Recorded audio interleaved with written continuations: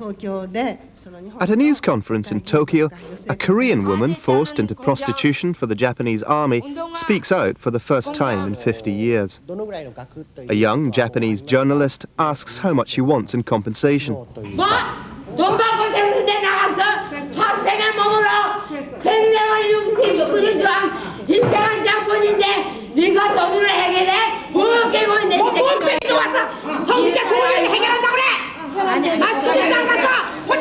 For many years, the atrocities committed by the Japanese army in Asia were dismissed as unfortunate incidents, soon to be forgotten.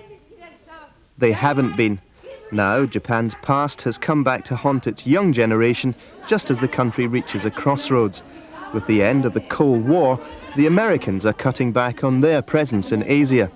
Japan's now expected to play a political and peacekeeping as well as an economic role in this highly unstable part of the world. But even after 50 years, Japan still faces suspicion and distrust from its neighbours. It's learning the bitter lesson of a nation which has forgotten its history.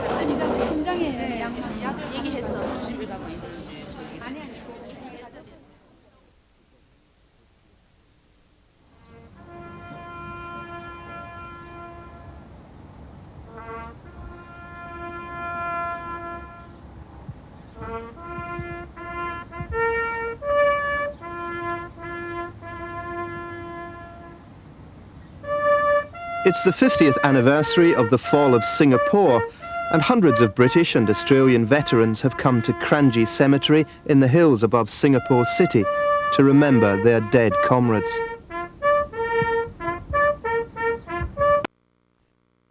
Marked the end of empire, the biggest defeat in the country's military history, and a blow from which its imperial ambitions would never recover. For the survivors, it was the end of their war. Most would spend the next 3.5 years in prison camps on the Burma Railroad or in Singapore itself.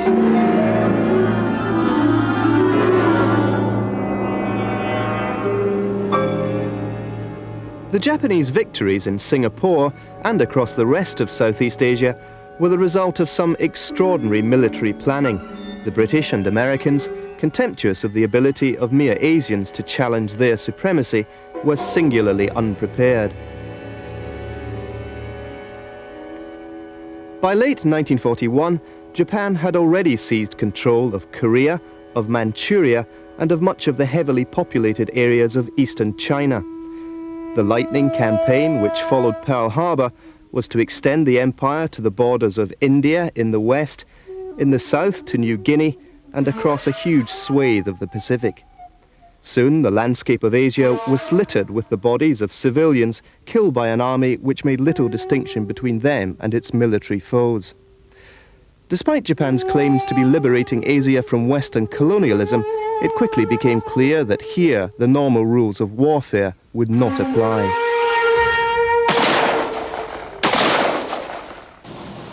It took the Imperial Army just over 2 months to outflank the British and Australians in Malaya and seize control of Singapore, an island Britain thought was impregnable. It's as if the Dark Ages descended upon us. I remember strange looking, strange smelling soldiers with funny golf caps with flaps at the back, running down a side track up on the East Coast. And suddenly you realize, God, these are Japanese. And we knew that night had fallen, and it was all very black and bleak. And if they had won, that's curtains for us for the next 1,000 years. It was the local people in Singapore and the other countries of Southeast Asia who were the victims of the full ferocity of Japan's Imperial Army. Even former British prisoners of war who worked for 3.5 years on the Burma Railroad told us the treatment they received was as nothing compared to the brutalities inflicted on the Chinese, Malayan and Indonesian civilians who worked alongside them. The Chinese population of Singapore some of whom had been sending money to the nationalist army fighting the Japanese in China. They were taken away and killed. Thousands died, and there were soon to be grisly warnings for those Singaporeans who survived. Well, I saw these heads that were chopped off, put on wooden stake along Rajmasa Road near the Catholic building. And these were the people, this is going to be your fate. The YMCA became the most feared building in Singapore. Here, the Kempeitai, the Japanese military police, would take people in for interrogation on the slightest whim. Elizabeth Choi had married a short time before she faced the Kempeitai, who believed, wrongly, she was involved in sabotage. They stripped me to the waist and tied me in such a way I couldn't go to the left, couldn't go to the right, or forward, backward, or even wanted to flop down, I couldn't flop. And then they applied electricity on me. All I could do was to scream. Okay? And my husband was brought to watch me being tortured. At Singapore's National Museum, they're commemorating the 50th anniversary with their first ever exhibition of the suffering of the local people under Japanese rule.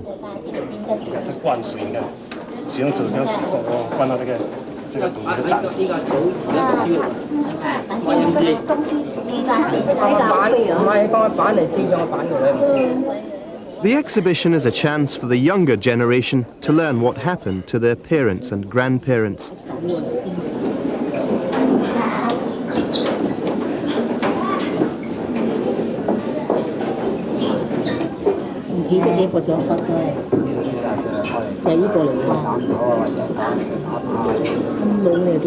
But it's not just the Singaporeans who find it hard to comprehend the brutality on display here. It is very difficult for me also to understand why that was possible and why it was done by the Japanese people at that time. I really think that it was really the wartime sort of psychology which turned Japanese into that kind of actions at that time. That is why we are feeling terribly about the mistakes we have made during the wartime. And our former Prime Minister, Mr. Kaifu, when he was here, said he expresses his sincere contrition at those sufferings and sorrow that was inflicted to a great many people in Asia Pacific. At a ceremony organised by the Chinese business community, hundreds have turned up to offer Buddhist prayers in memory of the civilian dead. The efforts made by Japanese people living here to heal old wounds are also on display. Mr. Togo has come in his official capacity as ambassador. It's only the second time a Japanese ambassador has attended this service. But for some, the pain is inconsolable. This 80-year-old woman, who lost several members of her family, broke down after the ceremony. While the Japanese community in Singapore has taught its children about the atrocities committed here, there are reminders that in Japan, the government has made no such efforts. 3 young Japanese tourists who are out shopping nearby are attracted by the commotion at the ceremony. Coming over for a look, they're confronted by a past they knew little about. They're then told what the Imperial Army did by an old man who was forced to learn Japanese during the occupation.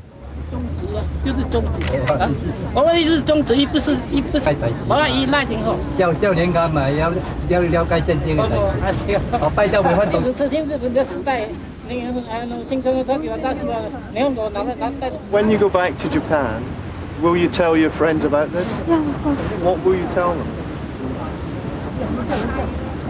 There's many things to know, we should know, and we are going to buy newspapers or magazines about this ceremony. So I will show them the documents and we will discuss it about it. Will you tell them about the man you met? Yeah. What will you tell them about him? people don't forget Japanese army, and we are responsible for history. So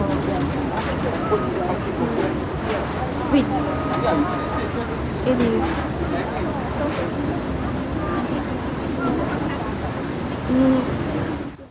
Well, if they are not willing to confront the past and educate, more important, educate their children on what happened instead of sloughing it off or just gliding over what took place as a general advance into Southeast Asia. It means that a younger generation of Japanese would be less reluctant, if pushed, to take the military road. While Asian leaders worry about Japan, some Japanese are worrying about their country's history. Akio Takahashi, a retired agricultural worker, teacher Yoshio Yamamura, and daycare center worker Mariko Nakano have come to investigate matters which all of them have found difficult to talk about at home. Before the trip, they didn't know each other. They simply knew that something terrible had happened here. Their battlefield tour ends at Alexandra Hospital. Here, 200 wounded soldiers, nurses and medical orderlies were killed when Imperial Army soldiers burst in the day before the surrender. Local historian Henry Friel explains how orderlies wearing their Red Cross armbands were shot as they tried to surrender.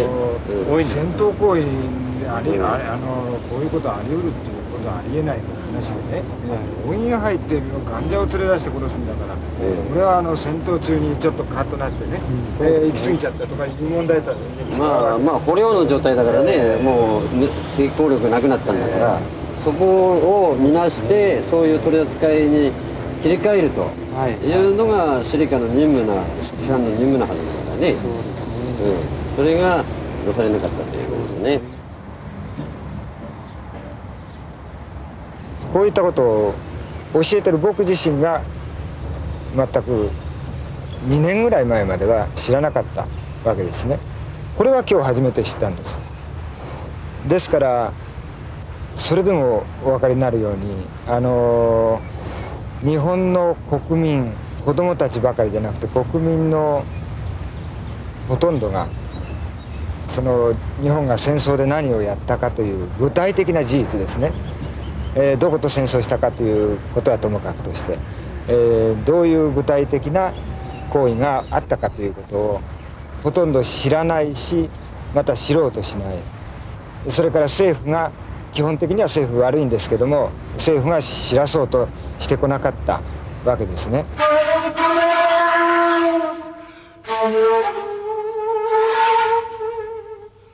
In Japan itself, the traumatic events which still haunt much of Asia have been firmly pushed into the past.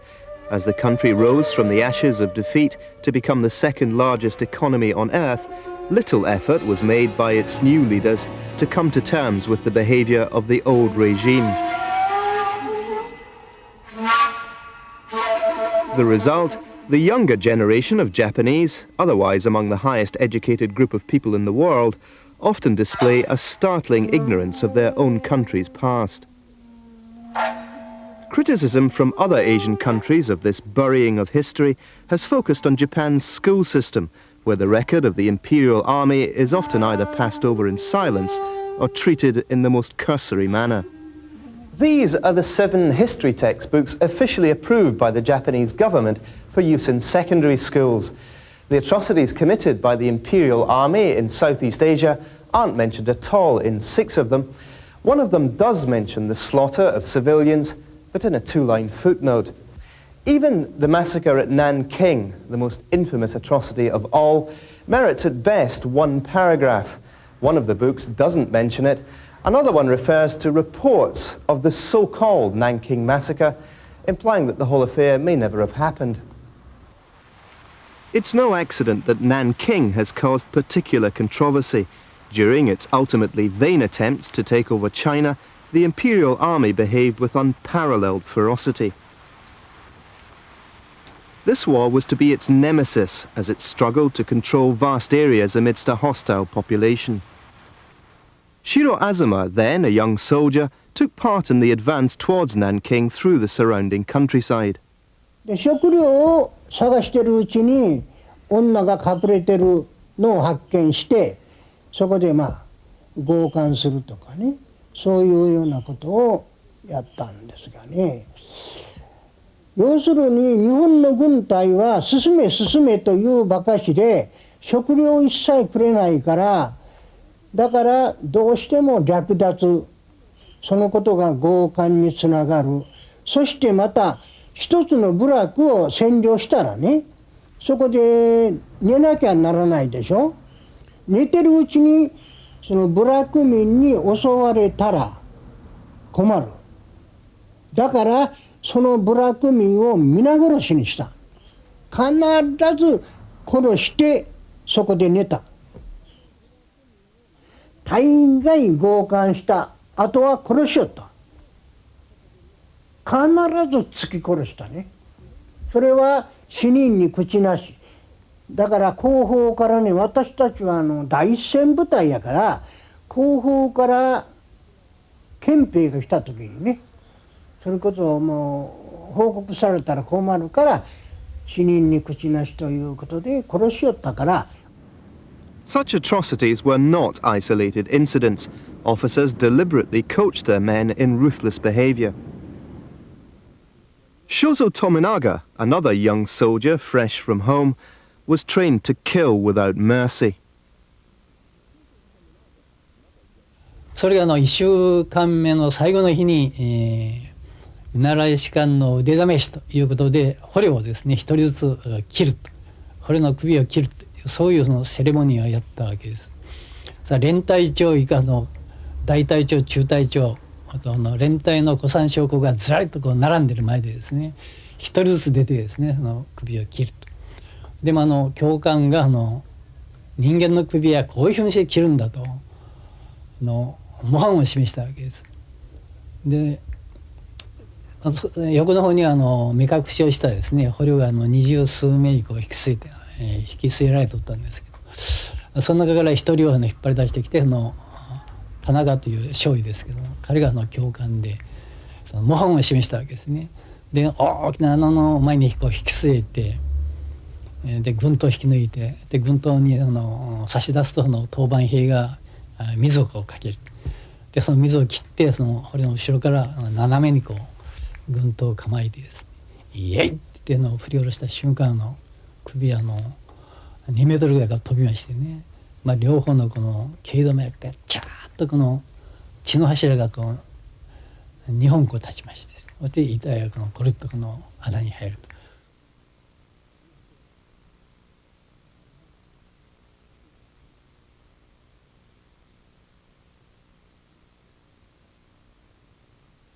一人前の行動しないかんというそういう気持ちの方が強くなりましてで教官がやった通りにですね実行して首を切り落とした、簡単に切り落としたわけです。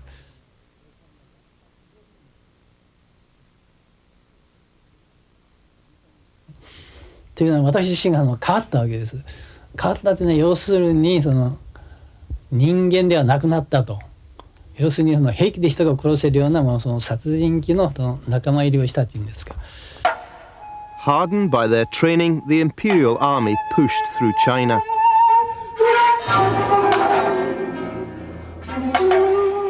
They arrived in Nanking in December 1937. The Chinese army tried to flee across the Yangtze River to safety, but there weren't enough boats, and only a lucky few managed to escape before the city was occupied. For several weeks, the Imperial Army indulged in an orgy of rape and killing.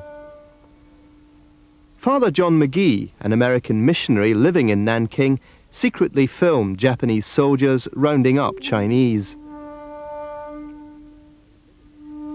The pleas of their relatives were ignored.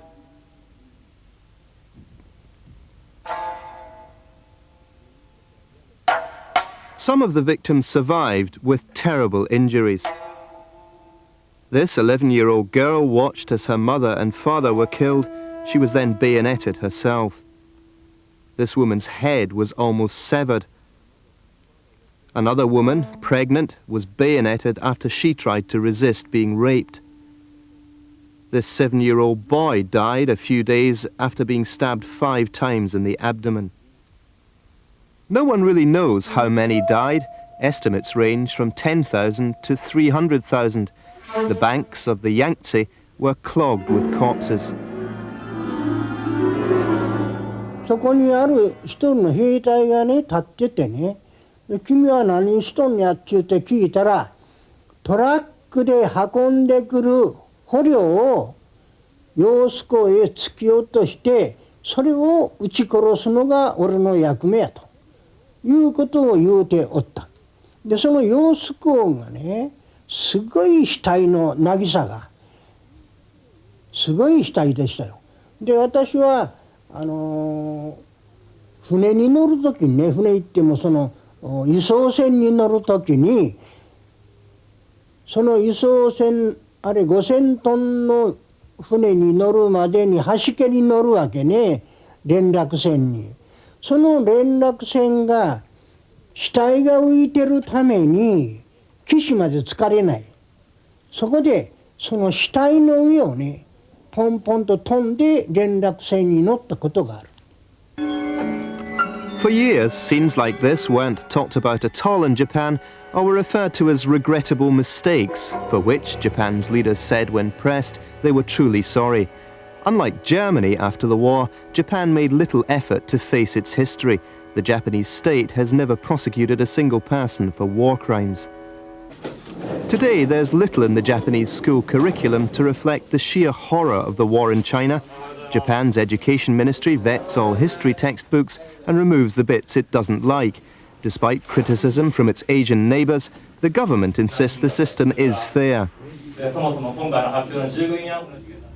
There is a widespread misperception about our textbooks, partly because of the controversy as exists in Japan ourselves about how much we should teach at schools. And during the course of the debate in Japan, since Japan is a democracy, and various views are expressed. Some consider textbooks are too reticent about certain things, and some people consider that the textbooks are too critical of the Japanese, and controversy is going on. And during this process, certain sort of aspects of our system have attracted the attention of our Asian neighbors, which made headlines. But generally speaking, our textbooks are covering adequately those Japanese during the war. Some teachers, like Taichi Sato, who teaches in a school in Kanagawa to the south of Tokyo, aren't happy with the system. Mr. Sato takes a straw poll of his class, asking how many have heard of the Nanking Massacre. 7 hands go up. He then asks how many have heard of the atomic bombings of Hiroshima and Nagasaki.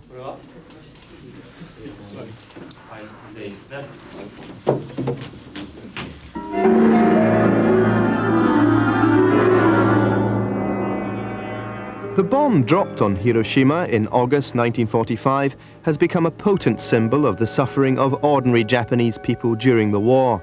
Here, the wholesale slaughter of civilians which had been spread over years in other parts of Asia, was compressed into a few deadly seconds. 80,000 people died immediately.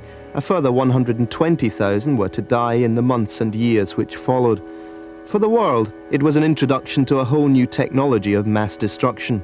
For the survivors, it was a nightmare which will haunt them for the rest of their lives. もう見るに耐えないような半焼けになった死体とかですね、そういったのがもうあっちこっち転んでるんですね。それから土手筋神谷町の方へ行きますと、その土手の下にですね、もう死体がゴロゴロこう積んであるんですよ。いやー、一体どうなったんだろうかと、こんなむごたらしいことがあるだろうかと、一体何が原因で何というその兵器を使ってですね、こういうふうなむごたらしいことができたんだろうかと。The horror of Hiroshima is brought home forcefully to every Japanese child. Each year, pupils from schools all over Japan are brought here to see the Peace Museum and meet survivors of the bombing. The impression left on these young minds powerfully underpins the strong sense of pacifism and anti-militarism amongst ordinary Japanese people. But until recently, amid the images of Japan as victim of war, the imperial army as aggressor was all but forgotten. これまではどちらかというと、自分たちは被害に遭った、だからもう戦争はいけないんだというようなことを、言ってきたわけですが、この10年ぐらい前からですね、いや被害者ではあるけれども、同時にその戦争という大きな状況の中では日本人としてやっぱりアジアの人たちへの加害という側面もあったんじゃないかと、そういう反省が広島市民の中に生まれてきまして、今の被害と加害と両面をですね、きちっと捉えてその戦争というものを否定をしていこうと。But in Hiroshima itself, there are bitter reminders of Japan's colonial past. Mr. Kang is not Japanese. He's Korean. A monument near the Peace Park commemorates as many as 20,000 Koreans who died as a result of the bomb. Some, like Mr. Kang, were in Japan voluntarily. Many others had been forced to come to Hiroshima and were effectively slave labourers in the city's munitions factories. Thousands of Korean labourers were induced, cajoled or simply kidnapped and brought to work as slaves for the Japanese government's war machine. The landscape of Japan is dotted with reminders of their presence. Kashiwa, just north of Tokyo, was an important military air base. Here, huge fuel dumps were built in underground shelters. Chung Mo-chung, himself a former slave labourer, is now researching the fate of his countrymen. He met an old woman who told him the shelters were built by Korean slaves. 夕方36、7人の朝鮮人を連れて行って、その向こう行くとね、射撃訓練場があるんですよ。そこへ連れて行ってね、パンパンと音がしたんだけど、翌日夕方寒かったからね覗けなかったけど、翌日覗いてみたらね、この作業服がボロボロの作業服があちこち散らばっていたんだけど、人間は見えなかったよっていうことを言われたんですよ。でそれは日本全国至る所へね、工事が終わると全部秘密防止法のために殺してしまうっていう慣例がありますからね。で私はその時にね、あそうですかっていうことだけで、全部殺してしまったなっていうことをね判断したわけですよ。Many of the forced labourers were Korean children, lured from their schools with the promise of a better life in Japan. In a school in Seoul, the capital of South Korea, we found records showing how 6 young girls had been sent to Japan, talked into it not by the police or the military, but by an ordinary Japanese woman who was their teacher. Their Korean names had been struck out and replaced with Japanese names. Even speaking Korean was banned. School records are now being searched all over Korea to find out how many children were sent away. The teacher involved in Seoul was Masai Ikeda. Told by her headmaster, also Japanese, that he had a quota to fill, she visited the girls' homes to talk their parents into letting them go. 今から考えるとおかしな話ですけども、私の心の中普通の心ではなかったんです。もうあの頃はいつ自分が死ぬかわからない、そういう突き詰められた気持ちで、人間の心ではなかったんですよね。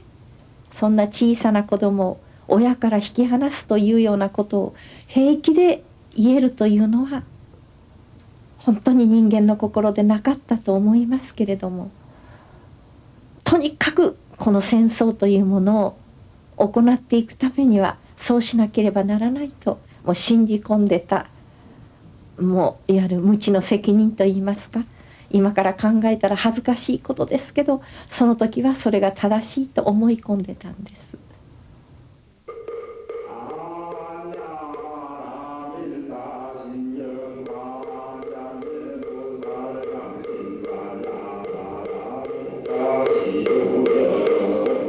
In a Buddhist temple in Seoul, a group of concerned Japanese historians arrives bearing boxes which contain the remains of Korean forced labourers.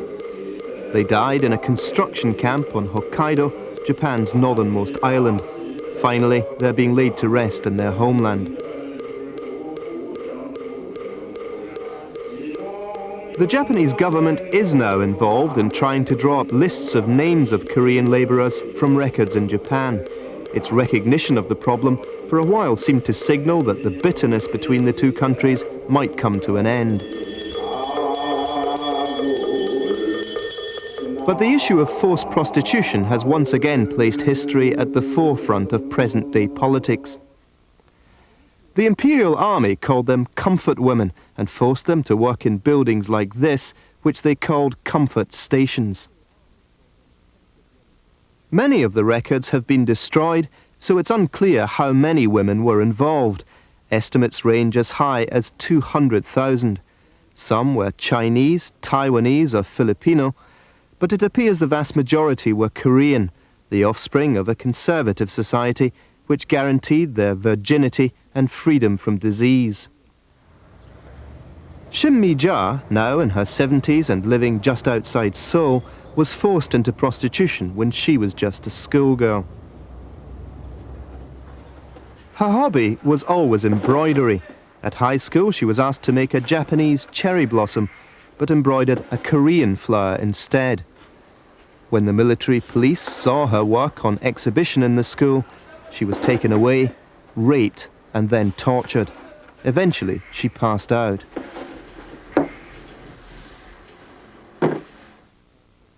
She woke up in Japan in a military barracks. Within hours, she was forced to have sex with the soldiers. 평소에는 평소에는 20명, 30명 그 정도로. 그 20명, 30명 기준이 없지. 어느 일선주에서 전투지구에서 이제 추락으로 그냥 군인들이 후방으로 올 때는 와 들어오는 거라고. 그때는 한 사람이 보통 40, 50명을 받아줘야 돼. 그러니까 그때 내가 나이 저희 어렸지만 40, 50명을 여자가 상대를 해줬어야만이 됐으니 그게 어떻게 됐겠느냐 이 말이에요. 예? 그랬고 토요일 일요일 날은 나라비에 줄을 쭉 서가지고 있다고. 그 이제 이 방마당 이 문 앞에 가땡 앞에 그거 쭉 줄을 서가지고 있다고. 그러면 한 사람 자고 나면 또 들어오고 어떻게 일어날 수도 없고 뭐 뒷무르고 그런 것도 없고 한 사람 자고 나가면 또 들어오고 한 사람 자고 나가면 또 들어오고 그런 식으로. Hundreds of men would queue in anticipation. Venereal disease was rife. Contracting it put the women at even greater risk. 그 일본 놈들은 일단 자고 그 여자가 만약에 병이 있거나 매독이나 음직이나 이렇게 있으면은 그냥 그 자리에서 쏘주는 거예요. 자궁에다가 총을 쏘는 거예요. 그렇게 하고 또 이렇게 자기가 잘 때 흥분을 한 번 하면은 우리 한국 여자들 남자가 흥분을 하면은 이거 흥분했으니까 안 자겠다 이렇게 하고 이제 밀어내거나 싫다고 이러면은 그냥 칼로 가지고도 이 유방을 그냥 탁탁탁 쳐서 다 잘라내찍고 자궁에다 총 쏘서 죽이고 달래는 거 안 주면.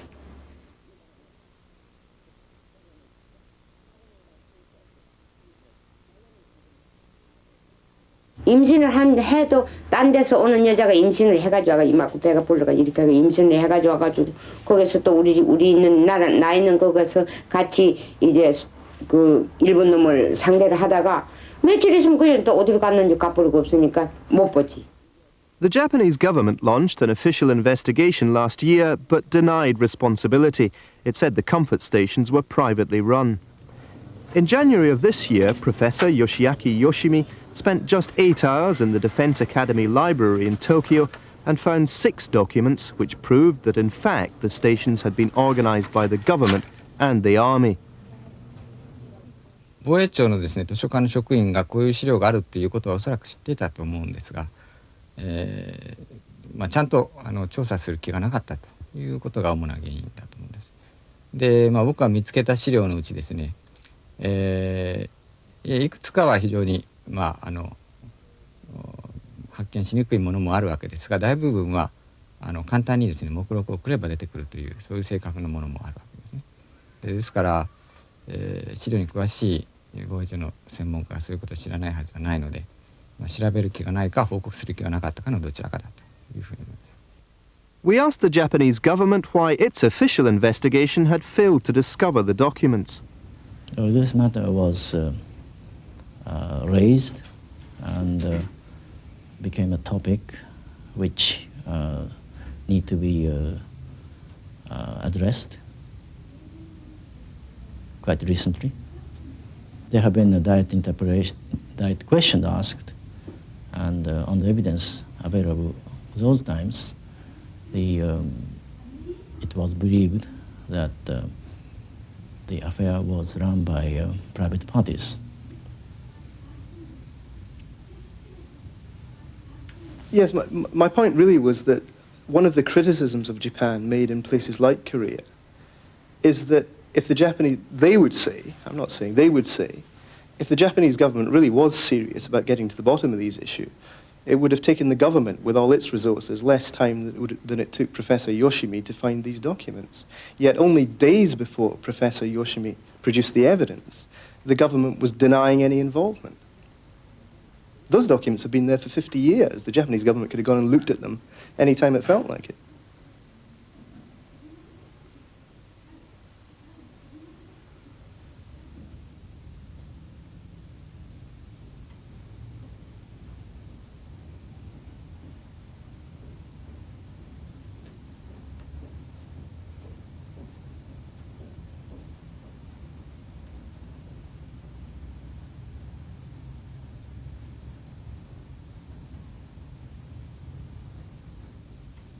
Don't you think that's a reasonable question to ask?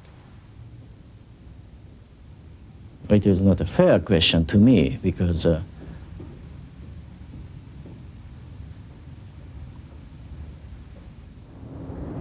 in South Korea, the Japanese government's tortuous efforts at correcting the record have left not just ordinary people but high officials in the government unconvinced. Japan should confront its past history straightforwardly to understand correctly what it did. And only then, I think they can eliminate the grave concerns of its Asian neighbors.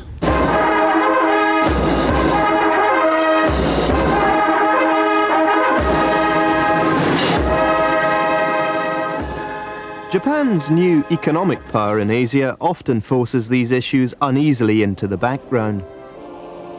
President No-Teiyu is to make the keynote speech on Korean Independence Day, which commemorates an unsuccessful uprising against the Japanese in 1919.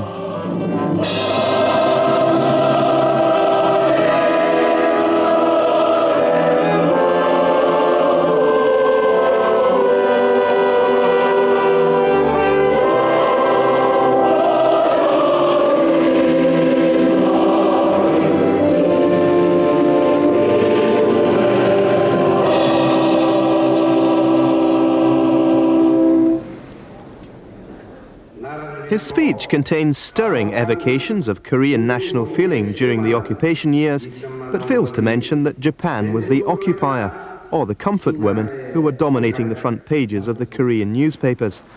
Dependent on Japan for much of its technology, but knowing Japan doesn't want to face its history, the Korean government often finds it politic to remain silent. It's a recipe for instability.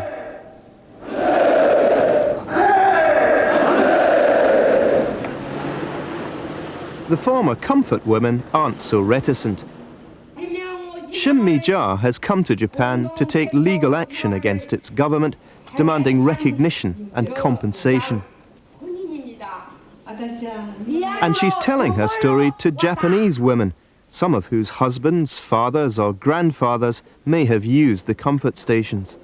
나도 한 인간이고 여성이기에 남편의 사랑도 받고 싶었고 내가 자식에게 사랑을 주고 싶은 마음 간절하지만 우리 친구 69세 되는 우리 친구들은 남편의 사랑을 받고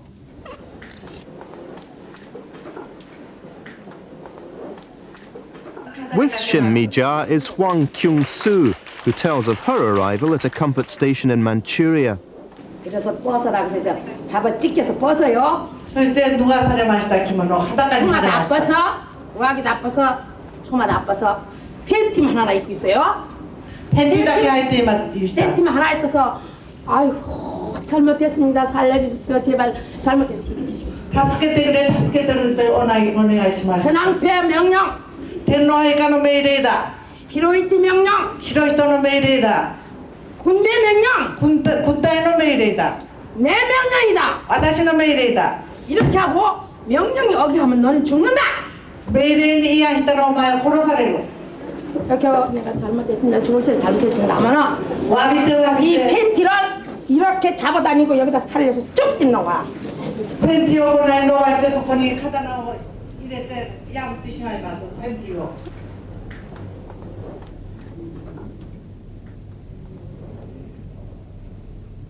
이 소리를 해야 할까 하지 말아야 할까. 너무 창피해서. 너무너무 창피 얼굴이 뜨고 왔습니다. 가오가 콧대 때 아츠고 때 해야지. 하나씩 해야 돼. 얼마나 하지 마세요. 하지 마. 좀만 하지 마. 왜 하지 마라.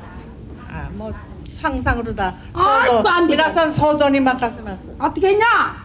내가 이 소리 하려고 여기까지 왔는데 안 해. 어떻게 했느냐? 그 남자들이 그 여자들을 요구 차근차근 재우는 거야. 빨리 뺏겨놓고 재우고 나면은 마 여자가 싫어서 죽어버리면 싫은데 죽는 거야. 처음에 상대를 했으니까 이 여자가 피도 나고 죽게도 되고 해서 그냥 죽게 세면서만 자기 쫄병시켜서 데려나가라 이게.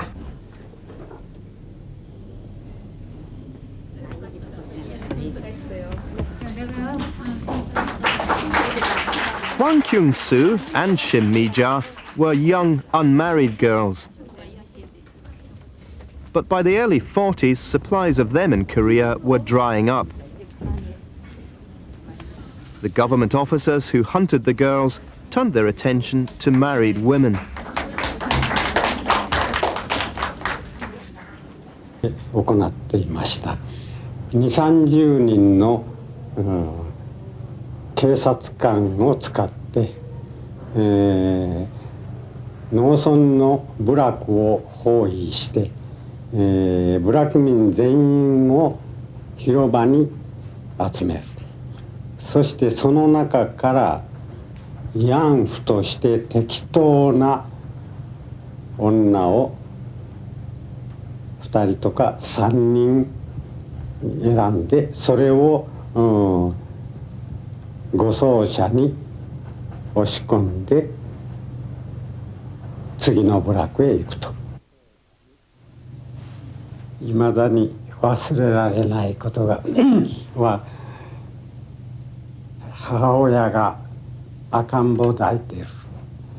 その赤ん坊部下が一人は後ろから女を捕まえもう一人がその赤ん坊をもぎ取る。母親は反響欄に当然なる。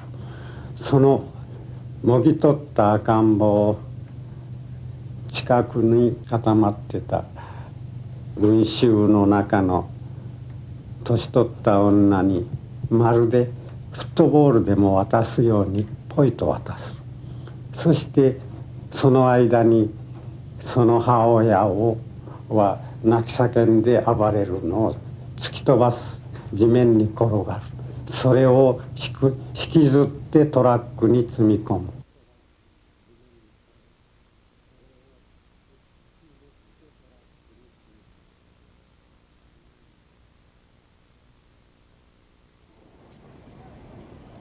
It was blind loyalty to the nation and to the divine emperor at its head which allowed normal Japanese people to commit acts which in other circumstances they would have found unthinkable.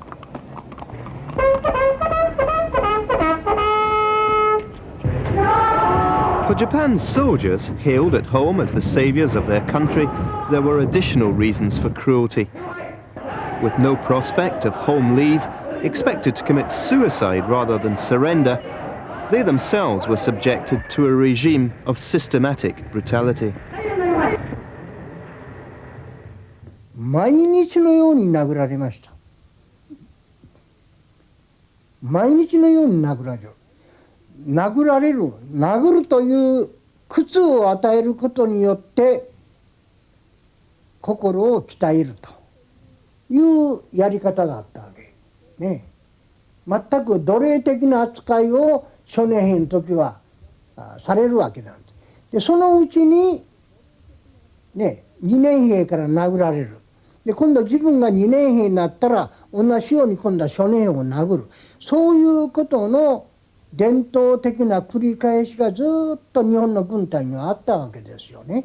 The soldiers were encouraged to turn on the local population by a racism that ran through every level of Japanese society. 人間として考えておったらね、とてもじゃないが罪悪感が生まれるし、そういう虐殺ということはできないと思うけれども、私たち自身がそういうふうに教育されておった日本の軍国主義というのか軍隊からね。だからね、絶対に人を殺してもね殺人犯という意識もなかったし、そのことによってどうのこうのいうようなその良心が全くなかったね。そういうことからもうシナ人を虫けらのように殺していったことは事実。Women, discriminated against back in Japan, were at particular risk from the imperial army abroad.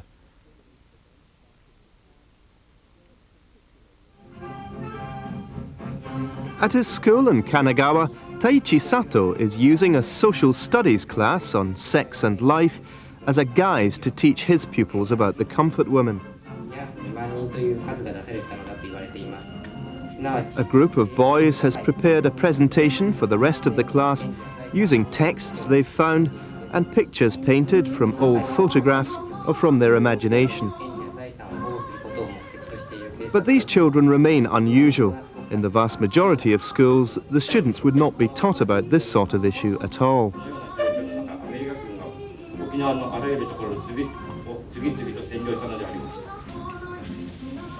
The comfort women pose particularly acute dilemmas. Most soldiers knew about them or used them, and many of these children's grandfathers were soldiers. But there are other reasons for the reluctance to face up to history. It would raise some awkward questions about the Japan of today.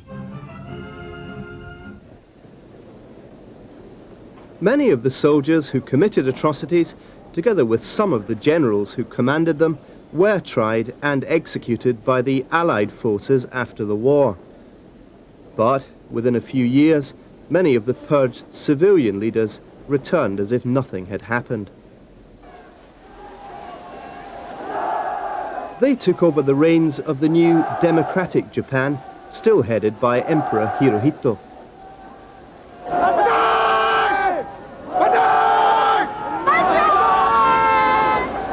The emperor did renounce his divinity and acted more like a constitutional monarch, but the continued presence of the man in whose name the war in Asia was carried out helped create a feeling in Japanese society as a whole that facing up to the past was neither necessary nor important. The reluctance of the Japanese government to come to terms with the past is making it very difficult for Japan to come to terms with its future, as fears of Japanese militarism persist in other Asian countries.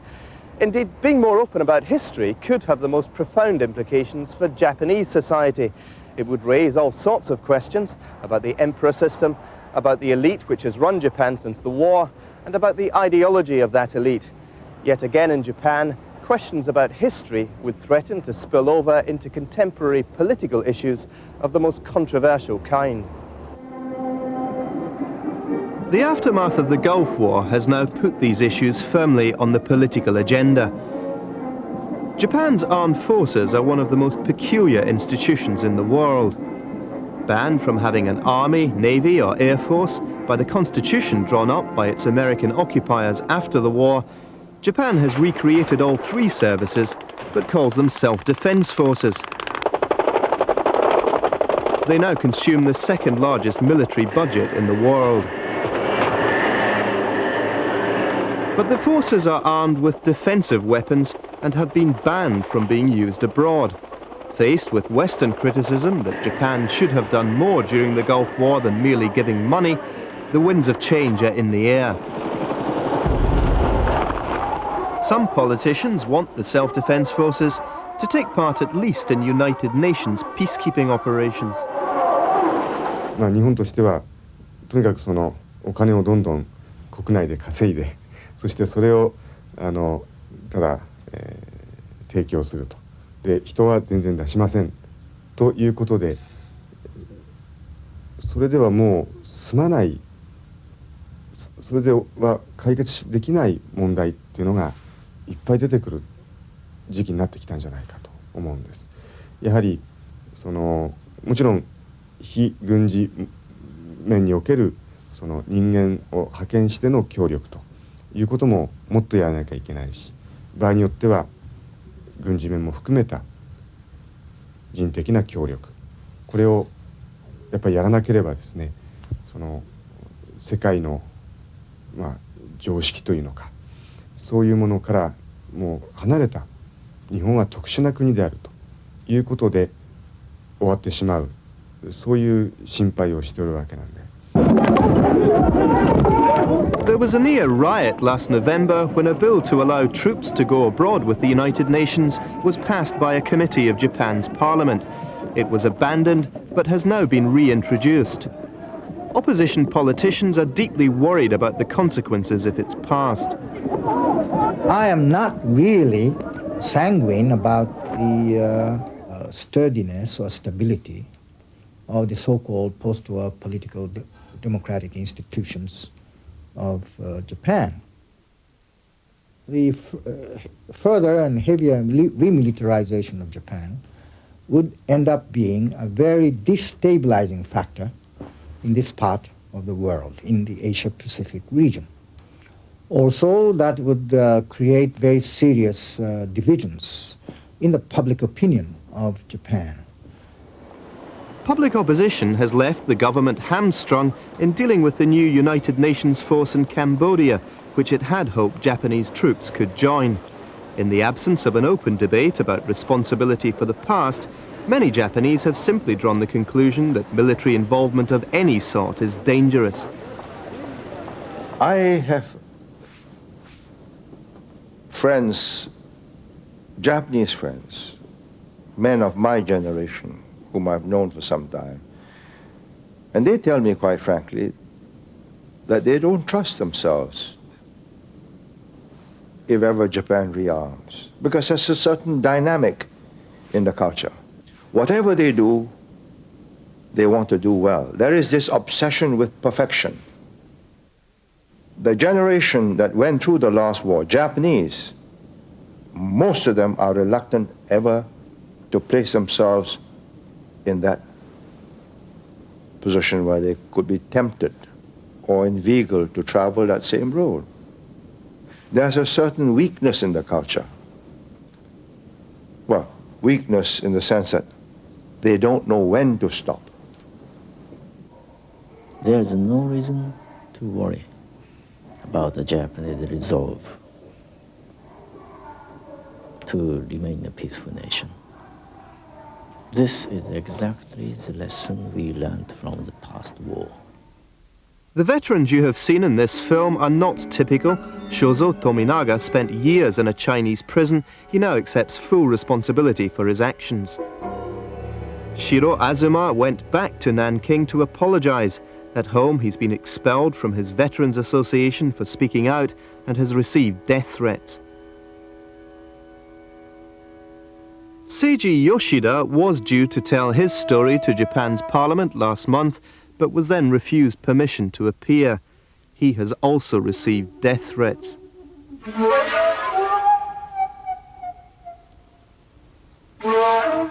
In Kashiwa, it's believed this old building may have been a comfort station, one of the few left standing in Japan. Mr. Chung, the former forced labourer, is showing Shin Mi-ja and Hwang Kyung-soo around. But Chung isn't sure. The local people have been evasive when he's asked them what happened here. The reality is that for the victims of the Imperial Army, there are no memorials which could act as a focus for their grief. The burying of history has been largely successful.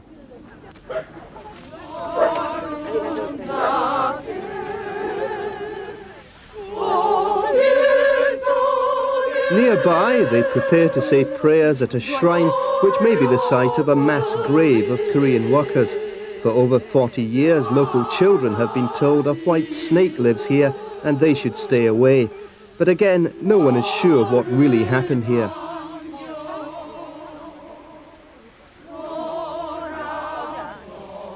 Japan too risks wandering aimlessly, its military distrusted by its own people, its neighbours suspicious and resentful. Until its government squarely faces the past, this now powerful nation is unlikely to take its rightful place in Asia or the world.